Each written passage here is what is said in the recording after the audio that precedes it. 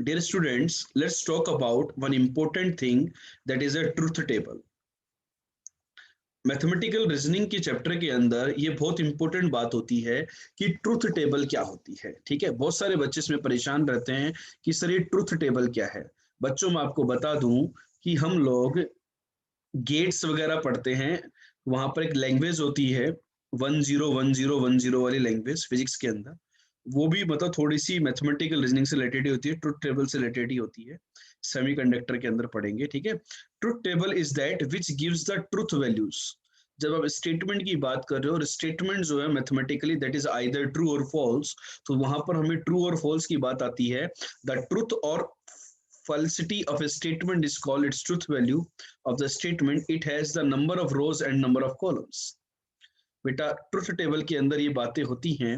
जैसे मैं बोलूं कि मेरे पास लेट से n स्टेटमेंट्स हैं, तो n स्टेटमेंट्स हैं तो उनके लिए 2 टू द पावर n रोज होंगी। ऐसा क्यों हो रहा है बेटा? यदि लेट से मेरे को एक ही स्टेटमेंट की बात करनी है, तो एक ही स्टेटमेंट यदि होगा मेरा, तो उसकी ट्रुथ टेबल कैसी होगी?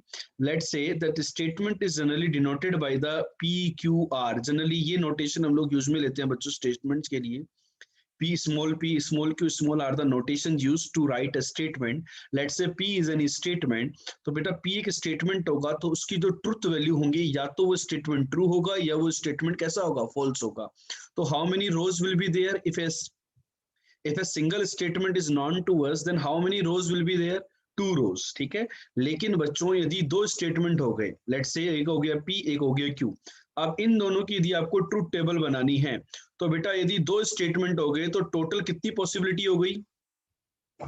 P is true, Q is true, P is false, Q is true, this is true, this is false, and both are false। yes or no में आंसर दें।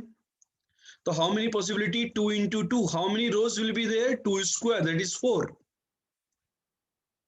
यदि मेरे पास 3 स्टेटमेंट होते, तो बेटा 2 into 2 into 2 8 पॉसिबिलिटी होती कि नहीं होती? तो यही मैं कह रहा हूं कि यदि मेरे पास n स्टेटमेंट है, तो उसकी ट्रुथ टेबल होगी, उसके अंदर 2 टू दी पावर n रोज होंगी या नहीं होंगी? यस और नो में आंसर दें।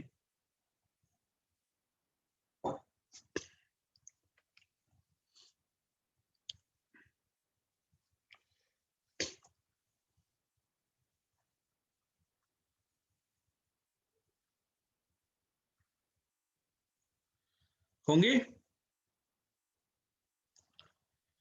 बेटा हम ये कह रहे हैं कि एक स्टेटमेंट क्या होगा, या तो ट्रू होगा या फॉल्स होगा। तो एक उसकी पॉसिबिलिटी ट्रू की और दूसरी फॉल्स की, TF एक स्टेटमेंट का। जैसे मैं दो स्टेटमेंट की बात करूं, तो बेटा दो स्टेटमेंट में क्या होगा? एक P और एक Q, दो स्टेटमेंट है आपके पास। ठीक है, सौमिल खाना खाता है, सौमिल रोता है। ठीक है, दो स्टेटमेंट है, सौमिल खाना खाता है, सौमिल रोता है। तो सौमिल खाना खाता है ट्रू, सौमिल रोता है ट्रू। सौमिल खाना खाता है ट्रू, सौमिल नहीं रोता है।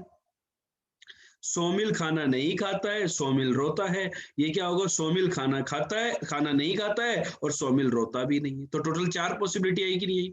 दो स्टेटमेंट होने से। इसी प्रकार से 3 स्टेटमेंट यदि हो गए, तो टोटल कितनी possibility I? P Q are में देखो 3 स्टेटमेंट हो गए, तो क्या होंगे? T T T, T T F, T F T, T F F, F T T, F T F, F F T, F F F. 3 वाला statement अपने आप से बनाना बेटा, कॉपी पेस्ट करके। कॉपी पेस्ट मत करना, इसको अपने आप से लिखना। पी क्यू आर, देखो मैं दोबारा लिखता हूं आपके लिए। तीनों ट्रू, एक पॉसिबिलिटी, काम खत्म। एक फॉल्स, तो T T F, T F T. ध्यान से देखना, पैटर्न वाइज हमेशा जब भी ऐसा काम करो ना, तो पैटर्न वाइज चलो। एक फॉल्स मतलब एक फॉल्स, ये फॉल्स, काम खत्म इसका, एक फॉल्स का।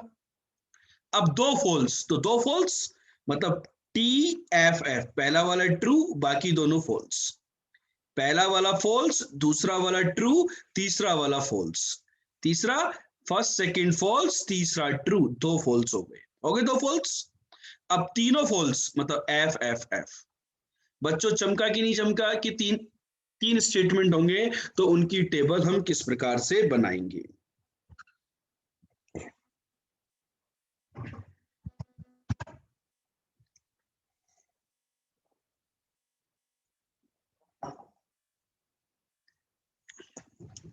बोलो,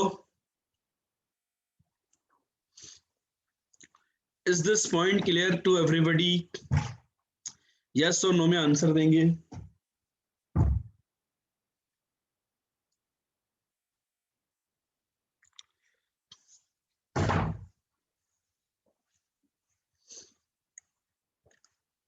बन गई truth table?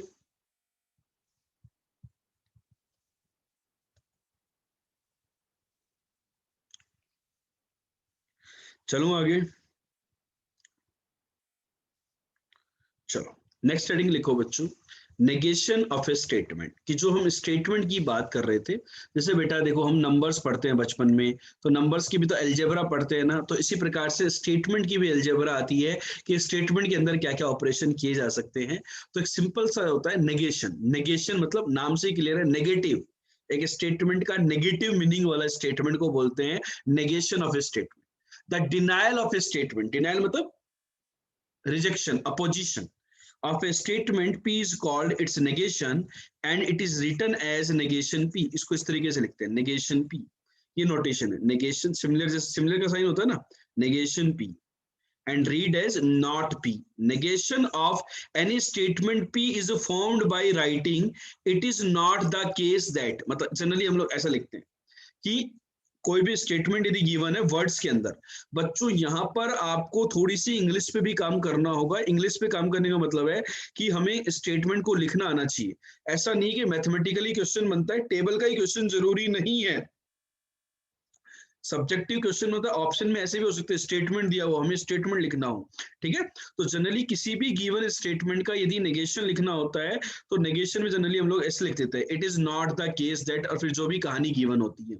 Let's say Saumil, Saumil का सिलेक्शन आईआईटी में नहीं होता है। लेट्स सी, सौमिल का सिलेक्शन आईआईटी में नहीं होता है। इसका नेगेशन क्या होगा? इसका नेगेशन होगा it is not the case that Saumil is not selected in the JEE, means Saumil का सिलेक्शन आईआईटी में हो गया है। या फिर सिंपली अपन लिख देते Saumil is selected into the IIT, Saumil is selected into the IIT. ऐसा तो हो ही नहीं सकता कि कोई भी बच्चा हमारा आईआईटी के अंदर सिलेक्ट ना हो, सभी बच्चों का सिलेक्शन होगा। होगा कि नहीं होगा? बात समझ में आई कि नहीं आई? तो नेगेशन का मतलब हुआ कि नहीं हुआ? तो पी स्टेटमेंट क्या है? ट्रू और फॉल्स। तो नेगेशन पी क्या होगा? False and true, that's it. बेटा लिखने के तरीके और भी हैं। कोई बोलेगा सर क्या हम ऐसा लिखना जरूरी, क्या हर स्टेटमेंट के अंदर मुझे ये टर्मिनोलॉजी इंसर्ट करना जरूरी है क्या? तो इट इज फॉल्स दैट, तो पहली चीज इट इज फॉल्स दैट अपन ऐसा भी लिख सकते हैं नेगेशन लिखने के लिए, या फिर simply insert the word not. Not एक वर्ड है, उसको आप स्टेटमेंट के बीच में कहीं इंसर्ट कर दो तो उसका नेगेशन तैयार कर देगा। बहुत सारे बच्चे बोल रहे हैं कि सर हमारा सिलेक्शन करवा दो। बच्चा सिलेक्शन करने के लिए 4 फंडामेंटल रूल हैं। पहला रूल कि हर क्लास कंपलसरी अटेंड करो। यदि आप क्लास कंपलसरी अटेंड नहीं कर रहे तो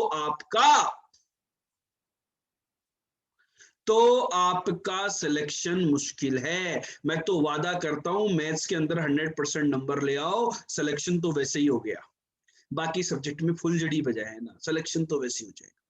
मैथ्स के अंदर 100% नंबर मतलब सिलेक्शन की गारंटी मेरी है, सिलेक्शन हो गया, दैट्स इट। फिजिक्स केमिस्ट्री चाहे नहीं पढ़ो कोई दिक्कत नहीं, सिलेक्शन तो ही जाएगा। फिजिक्स केमिस्ट्री पढ़ लेना यदि रैंक लानी हो तो, ठीक है। लेकिन क्लास तो अटेंड करो, हर क्लास को रेगुलरली अटेंड करो। उसके बाद एक रूल है, तो 3 रूल और बताएंगे कभी, है ना। पहला रूल यही है, 4 रूल को फॉलो कर लिया, है ना। गांधी जी के 3 मंदिर थे, हमारे 4 बंदर है। उन चारों को बस आंख बंद करके करना है। ठीक है ना। चलो क्लियर है, नोट कर लिया नेगेशन क्या होता है बच्चों? कर लिया क्या नेगेशन? चमकी की नहीं बात? चमकी नेगेशन की बात चमकी क्या? अरे रसगुल्ले, तुम्हारे रसगुल्ले नहीं आए यार।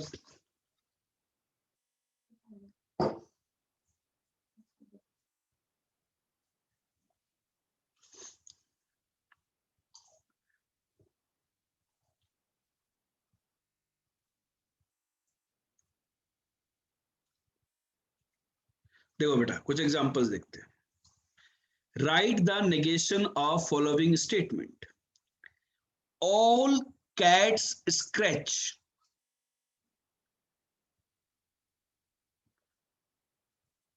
ऑल कैट्स स्क्रैच, सारी बिल्लियां स्क्रैच करती हैं, तो इसका नेगेशन क्या होगा? देखो ऑल, ऑल वर्ड है ना, ऑल के नेगेशन लिखने के लिए अपन लोग वर्ड यूज में ले सकते हैं सम, कुछ। Cats do not scratch, some cats do not scratch. हर बिल्ली जंगली बिल्ली नहीं होती है, मुझे जंगली बिल्लियां बहुत पसंद है। याद है स्टेटमेंट कौन सी मूवी का था? Some cats do not scratch, there exist a cat which does not scratch. या फिर हम ये बता दें कि भाई कोई ना कोई, there exist a cat which does not scratch, कि जो स्क्रैच नहीं करती है, और at least one cat does not scratch. तो ये सारे उसके नेगेशन के स्टेटमेंट दे रहे हैं, तो नेगेशन के स्टेटमेंट दे रहे हैं, तो ये इनमें से कोई भी आपका आंसर नेगेशन हो सकता है इस क्वेश्चन का। ठीक है, मैंने ये क्वेश्चन इसलिए लिया कि भाई अलग अलग तरीकों से हम लोग लिख सकते हैं। याद नहीं आया किसी को भी जंगली बिल्ली वाला? डॉन मूवी, शाहरुख खान प्रियंका चोपड़ा को बोलता है। ठीक है चलो।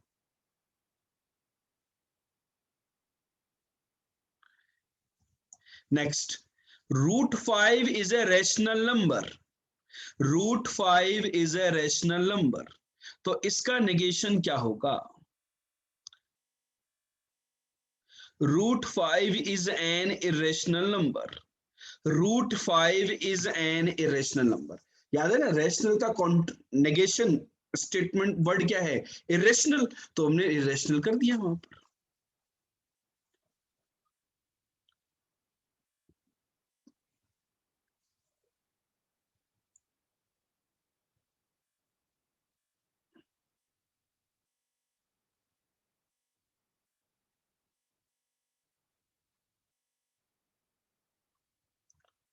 ठीक है, मतलब नॉट वर्ड यूज में लेना जरूरी नहीं है, नेगेशन का मतलब होना चाहिए, उसका नेगेटिव मीनिंग वाला स्टेटमेंट होना चाहिए। ठीक है, क्लियर? चलो, जैसे कि अपन ये क्वेश्चन लेते हैं बेटा, 2 + 2 इज नॉट इक्वल टू 6। ये क्या है? एक स्टेटमेंट है। ये स्टेटमेंट है या नहीं बच्चों, बताओ मेरे को, यस और नो में आंसर दो। 2 + 2 इज नॉट इक्वल टू 6, ये एक स्टेटमेंट है या नहीं? यस और नो में आंसर दो। Is this a statement?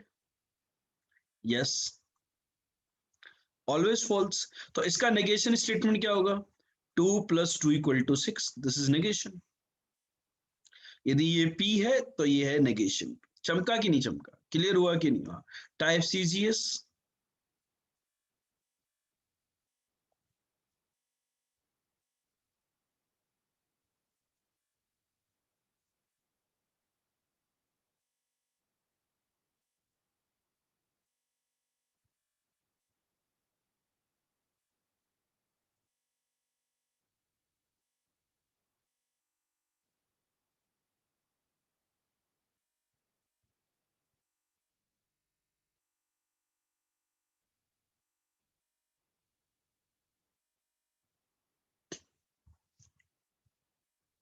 चलो, एक बच्चा पूछ रहा है कि सर ये CGS का क्या मतलब है? तुम भाई नहीं हो क्या? रेगुलर क्लास अटेंड नहीं करते मतलब? Right the negation of statement of P, square of an even number is even in 3 different ways। चलो बताओ, कैसे कैसे मैं लिख सकता हूं square of an even number is even? कोई भी एक तरीका बता दो आप तो। सी का मतलब होता है चमक, CGS में सी का मतलब होता है चमक।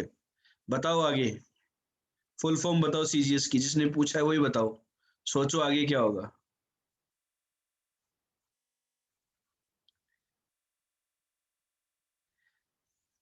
तुम्हारा एप्टीट्यूड टेस्ट है ये।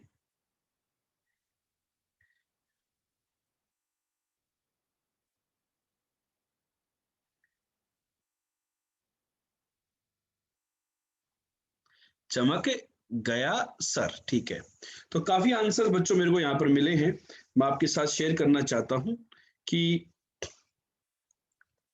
Square of an even number is not even. कितने बच्चों ने ये स्टेटमेंट लिखा नेगेशन का? बोलो। पहला वाला लिखा कि square of an even number is not even.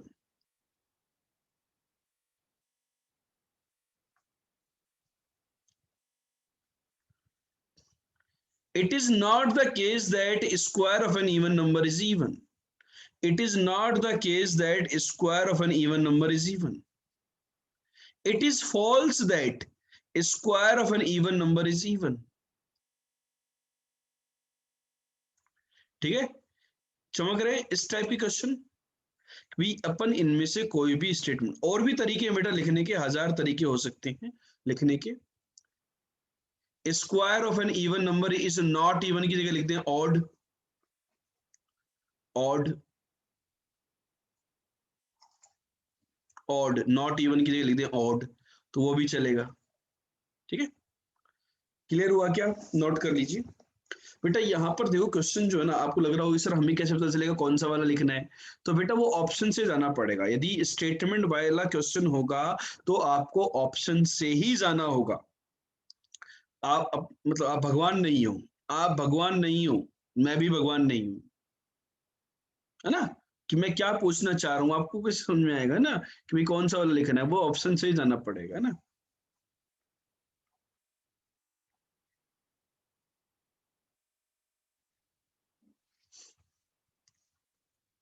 Clear है? Prathamesh can you resend your answer? किसी को लग रहा है कि सर मेरा वाला यूज में लिया जा सकता है तो?